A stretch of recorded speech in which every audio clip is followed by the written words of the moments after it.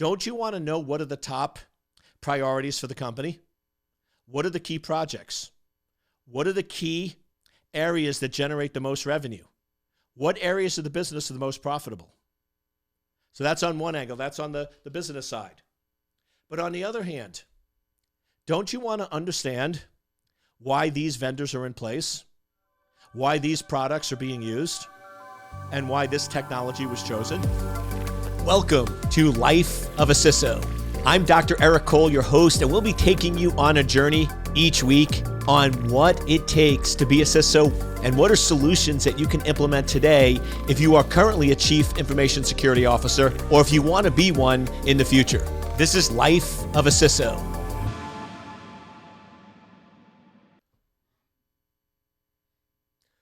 Welcome, welcome, welcome, welcome, and a few more welcomes, right? Now, those of you that are regular listeners, you know what time it is when you hear the welcome, welcome, welcome.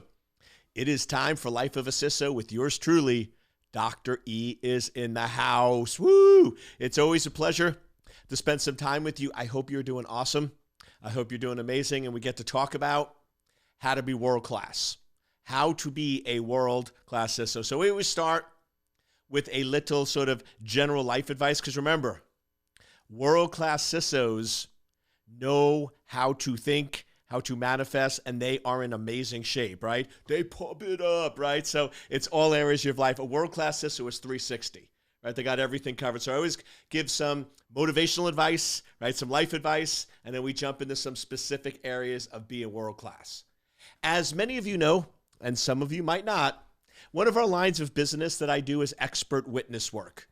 This is where I'm brought in on litigation matters. Two companies cannot come to agreement, so they sue each other. Typically, I'm involved with cybersecurity patents or breaches or trade secrets, and I offer an expert opinion to a judge and jury, and sometimes that means that I testify at trial. Now, this past week, I just finished up testifying at trial, and they had a consultant that basically we would run through our mock direct, and they would make some comments and some feedback and sort of help us try to convey the message as best as possible. And what's interesting is this consultant gave me a lot of advice, but it was all minor tweaks. It was all small things like, for example, Eric, just pause and smile and then continue. Or take a deep breath and basically say your answer as you're exhaling. Or keep your hands down, and for this particular point, just raise the one hand subtle. It was all little things like that, but I have to tell you that sometimes when I give presentations, I do a great job, and sometimes I'm like, probably wasn't my best performance, but this time I got down and I'm like, I was solid. I mean, I just felt really good, really solid, and I'm always a big fan of giving credit where credit was due. And I went up to the individual afterwards and I just said, thank you. I said, thank you for helping me out. Those little tweaks I think made a lot of difference, gave me a lot of confidence. And he smiled and nodded, and he sort of leaned over and in my ear, he sort of whispered in a soft tone, details matter. And that just sort of hit me because he's right. It's not, as a CISO, or really in any area of your life, it's not what you say, it's how you say it. And I'm sure you've seen this where you can be in a situation and you say something and you're like, there's absolutely nothing wrong with the words that I said, but it's how you said it. Or there's your facial expression. Or if I say something like this, it's going to have a different reaction. If I'm like, hey, how's it going? I say it like this, right? So it's very important that, especially when you're dealing with executives and you're dealing with board members and you're dealing with high-level folks at a company, that you always remember details matter. It's the little subtle things that people might want to overlook that are the difference that makes a difference. And the reason I'm bringing this up, because there's another theme here, and it's how you do one thing is how you do everything. So if you cut corners in one area of your life, you're probably going to cut corners as a CISO, and you're not going to be as detailed focused as you should. Now, some jobs don't require detail, others do, but CISO is one of those. That's why, as silly as this may sound, when I'm interviewing people for our vCISO business, where I'm going to put them in our clients to perform the role of a CISO, I always meet them in person because I want to see how they respond and react. You can't get that from Zoom. There's just certain things you cannot get from Zoom. And now I'm going to let you in on a secret. So any of you that are interviewing are going to know you need to pass this test. I'm always going to take you out to lunch or dinner. And after we finish dinner, I'm always going to be like, hey, I'll walk you out to your car. And I do it because, A, I do like to be courteous and make sure they get to their car safely. But there's a hidden reason. I want to glance in their back seat. I want to look at their car and glance in their back seat. If their car is dirty and you look in their back seat and it looks like the trash for a McDonald's or 7-Eleven or anything else where it's dirty, it's messy, it's this or that, I basically know that they're not detail-oriented. Oh, but come on, Eric. That's just how you do one thing is how you do everything, right? If you're not detailed, you should see my cars, right? They are spotless, right? They are always clean, right? I get my cars clean all the time, and the inside is as immaculate as the outside. My kids get so frustrated for going somewhere. They're like, don't have dad drive. And I'm like, why? Because we can't eat, we can't drink, we can't this. I'm like, you can if you don't spill it all over the place, right? But it's detailed oriented. That's just how I am. It's all about the details. And to me, those details matter. I'm that person that when I go to the gym, nowadays, because of all the COVID stuff, I don't know what COVID did to people, but they made them slobs. If you want to wipe off your equipment in the gym, don't drop the wipe on the floor. Put it in the trash can. Right? It's like, come on. So the first thing I do when I go to the gym is I walk around and I pick up all of the wipes and the trash that everyone left around and I put them in the trash can. And people sometimes go, do you own the gym? And I said, no. Do you work at the gym? And I said, no. They're like, why do you do that? I'm like, because I don't like messes and I don't work out in a messy gym. This is my gym, right? I pay membership. It's my gym. I belong here and I'm going to take care of my gym. And they're like, but it's not yours. I'm like, but details matter, right? If you're going to see a piece of paper, and some people might get mad at me for this, right? But you know, with love in my heart, right? To me, if you see a piece of paper on the ground and you walk by it, what does that really say? Now, you might argue, well, it's not mine, it's not yours, I'm not touching the germs or whatever else. But on the other hand, right, to me, it's my gym. So I'm going to pick it up. Details matter. Now, I'm not saying you need to do that. I'm not saying that's right or wrong. I'm just giving you sort of extreme examples of this, but details matter. And how you do one thing is how you do everything. So if you're a world-class CISO, details matter. Spelling grammatical mistakes on presentations to executive boards matter. It sends a message to them that it wasn't important enough for you to proofread it. Now, yes, mistakes happen, accidents happen, but if you want to be world-class, details matter. And one of my favorite examples, you know I always have a story, I always have an analogy. So there was this world-class architect. This architect was known for detail. He built the most magnificent houses. And when you walked around these houses, you didn't know why, but there was something magical about them. Because he always had the right amount of molding and lighting and mirrors. And he went very meticulous down to every last detail. And these houses were amazing. You walk through the houses and they spoke brilliance. They spoke just high quality. And he did this for over 20 years. And he basically got tired. And he was ready to retire. And he went to the owners of the architectural firm, the building firm that he worked for, and he said, I'm done. And they're like, we need you to build one more house. He's like, listen, I've done this for 20 years. I really don't want to do this. And they said, can you just do one more? Do us this favor. We'll pay you very well. And then you'll have our blessing. Can you just go in and design and oversee the building of one more house. And he said, okay, but he really wasn't into it. He cut corners. He was a little sloppy. He didn't put the normal finesse that he does into his houses. And it was okay. I mean, it was still better than most houses, but it didn't have the flair and didn't have that quality that his houses have, because he just didn't focus on the detail. He didn't really put his heart into it, and he just wanted to get the project done. So he finally got the project done, and the house was good. It was not great. It was not up to his standard, but he didn't care because he got that house done. And he went to the owners of the firm and he said, okay, I did what you said, I'm done. And they said, okay, we're going to give you our blessings, but as a thank you gift. And they handed him keys. And he said, what are those? And he said, those are the keys to the house you just built. And he goes, why are you giving them to me? Because it was a surprise. The last house you built was your house. It's our way of thanking you, and we're giving you that house as a gift. Now just let that sink in for a second. Right? Imagine what was going through that architect's mind. Here, he built amazing houses for everybody else, and when it came to his house, he didn't focus in on details, he didn't focus in on quality, and he cut corners, and now he has to live in that house, right, for the rest of his life.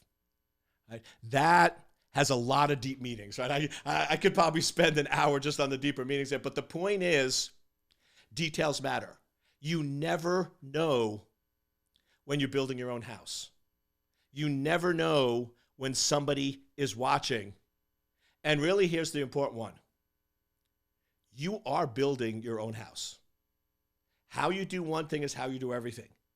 So if you pay attention to details, that's going to be the level of quality of your life and the house that you live in. And if you don't pay attention to details, right, that's also going to be the level of quality. So when we talk about world-class CISOs, details matter. When I go in and I present to a board, I go in and look at the logo, the colors, the logo of the company, and I make sure that I have a tie that is those exact colors. And you may be like, really? Yes, really, because details matter. Now, sometimes they notice, other times they don't, but you would be amazed, more often than not, I will get a comment going, Eric, I notice you're wearing a gold, black and white tie. Did you know those were our colors? And I go, yes. And they go, was it a coincidence? And I say no. And they smile and I smile. What if before you think I'm mentally insane, which it's okay, many people do, what if you got to that level of detail? How would that change not only your life, but your customer's experience if you really got down to that level of detail? Because once again, details matter. And I'm sure you've all heard the example where you're running late to an interview and somebody is either runs a stop sign or they go into the crosswalk and you get mad and you honk at them and you curse at them and you yell at them and burn them off, right? You get all mad and angry only to show up to the interview and realize that is the person that's interviewing you for the job, right? I'm sure you've all heard those types of stories. So I just want to, on this episode, just really emphasize to you, details matter. What if you always put in that little extra effort? What if you always went in and did a little more? What if you always went in and did one extra proof of the slide deck just to make sure it's high quality? That's what differentiates average from world-class, is with world-class CISOs, details matter. And people will notice. One other great thing is when you're interviewing or meeting people, I always take little notes. Because how cool is it if I meet somebody that's a potential client, and they just in passing go in and tell me that, oh yeah, it just happens in conversation. This was in March. And they say, oh yeah, my son is a senior at Purdue. And by the way, this happened with me, where I said, oh yeah, my son's a senior at Purdue and he's graduating in August. This was back in March. A client that I met once. And 3 days ago, my son graduated this past weekend, depending on when you're listening to this. And 3 days ago, I got a text from them saying, hey, Eric, I know it's been a while since we talked, but I remember you mentioned that your son was graduating in August, so I'm not sure if it happened yet, but I just wanted to say congratulations. I know it's such a proud moment for a dad when your first son graduates. And I'm looking at that going, damn, right? I don't know what they're selling, but I'm buying, right? I don't know what they're offering, but I so want to work with that type of person. I want to work with that type of company. Now, the funny thing is, they were actually a client of mine that they were paying me, right? But still, that's the type of person they are. What if you operated that way?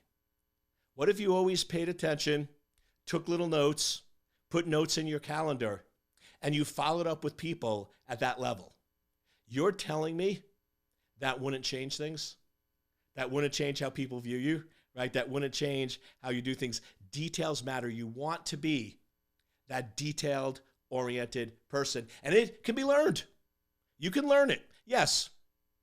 Maybe your default is you don't care if there's Big Mac wrappers from a week ago or a month ago or a year ago from the backseat of your car. But you can still train yourself that it matters to other people and get your car cleaned on a regular basis. Right? So it's things like that that you really want to start seeing where in your life are you not paying attention to details, and where can you put more attention to the details? Because like I said, details matter, and you never know when you're building your own house. When it comes to details matter, I'm going to transition in to the question of the week. And the question of the week, it's always funny how when I'm coaching and working with people, it's almost like everyone asks the same question. In the last week or two, the question I got over and over and over again is, Eric, what do you do as a brand new CISO? As a brand new CISO, first 60, 70, 80, 90 days, what do you do? Now, it's counterintuitive, because what do most of us want to do? We want to go in and make a big difference. We want to go in and show the company that we are action-oriented. And we want to go in and show everybody that we don't mess around. So most CISOs or most security engineers that are world-class, that become CISOs that are not world-class yet, what do? They go in and they immediately start changing things, stopping things, buying new things. And essentially, they basically cause chaos, confusion, and isolate everyone in the company. Because just think about it. This brand new person comes into a company. They don't know the company. They don't know what we've done. They don't know the key projects. They don't know the staff. Without talking to any other executives, without talking to their security team, they're going to unilaterally come in and start changing, altering, modifying everything. While it seems logical at some level, it is really the most illogical thing you can do, and one of the most destructive patterns for brand new CISOs. Every CISO that I know of that said, I'm going to come in and I'm going to change everything and get everything fixed in 60 days, first of all, is naive, and second of all, never lasts more than a year. Because they didn't get connected with the organization.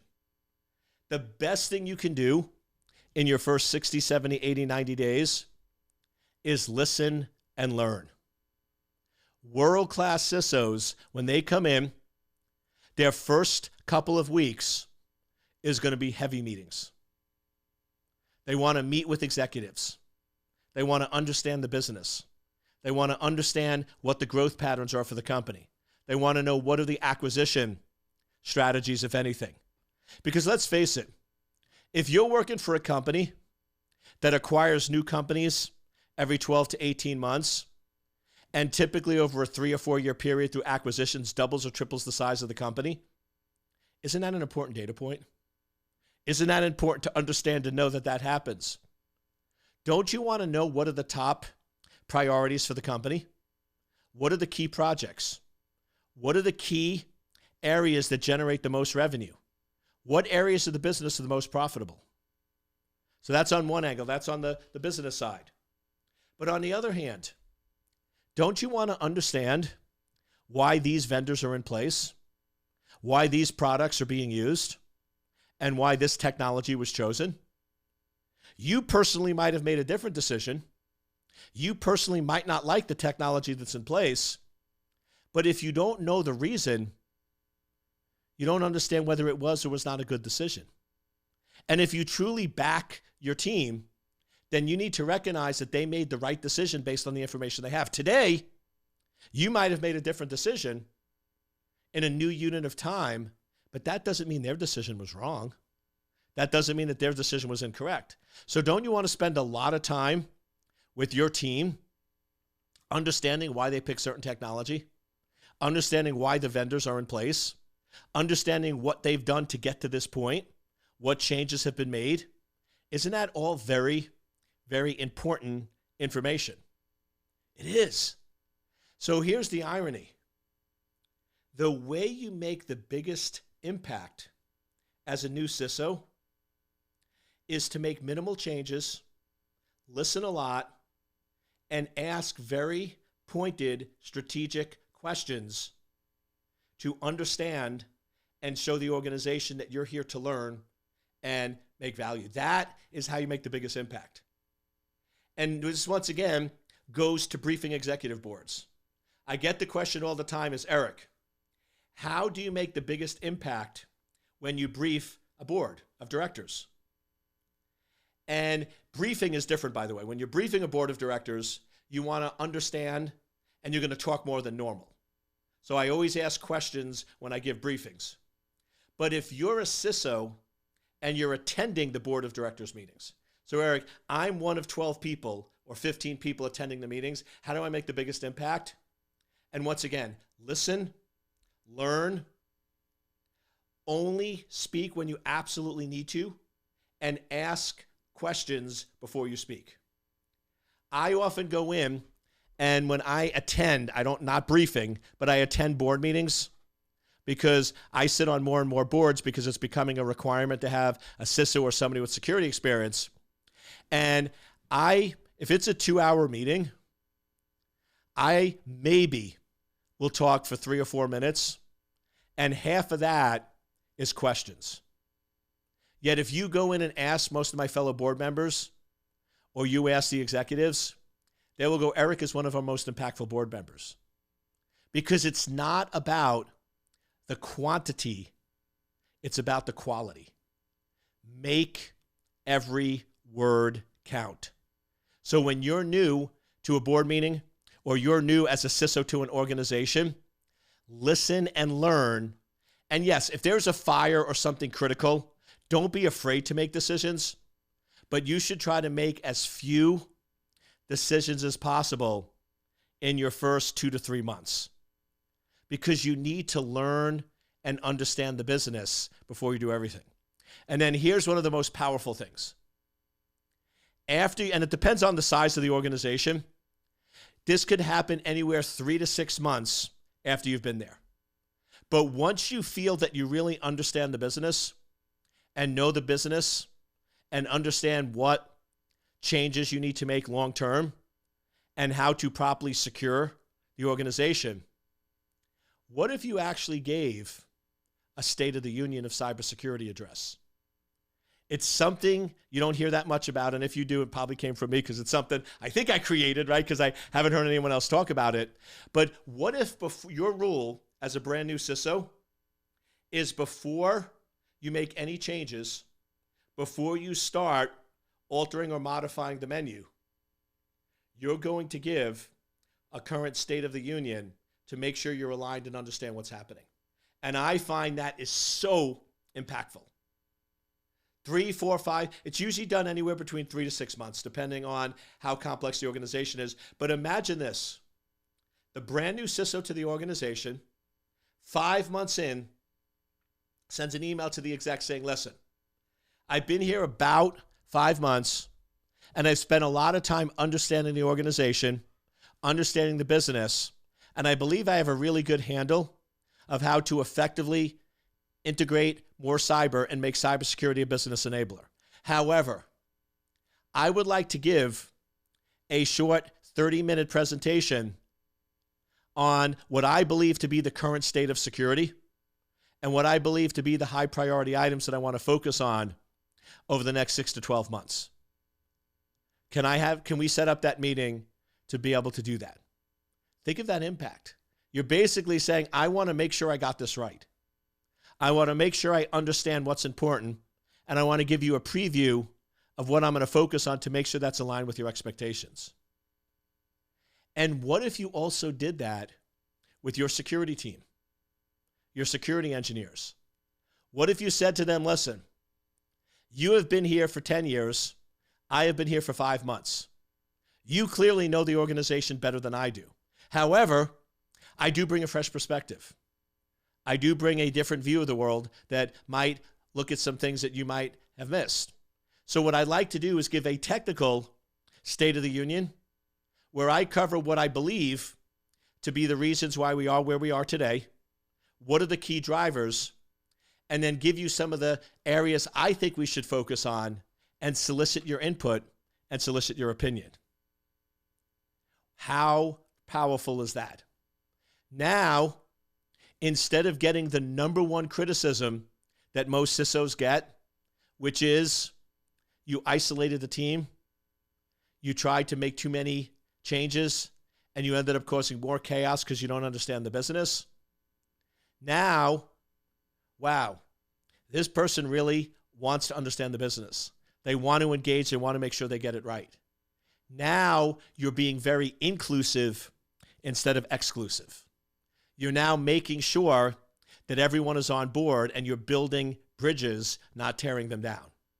So I know it's a little counterintuitive when I first tell it to people, and it's not what they wanted, because most of them wanted is, oh, you want to go in and just change everything. No. Take a deep breath. You have time for that. If you really want to change the organization, you got time. Now, like I said, if there's a major fire burning, yeah, you got to fix it. But in most cases, you shouldn't be making a lot of changes in the beginning. Listen, learn, and ask questions. Just take little notes. Going into one of my favorite things in a meeting. Record how much time you talked.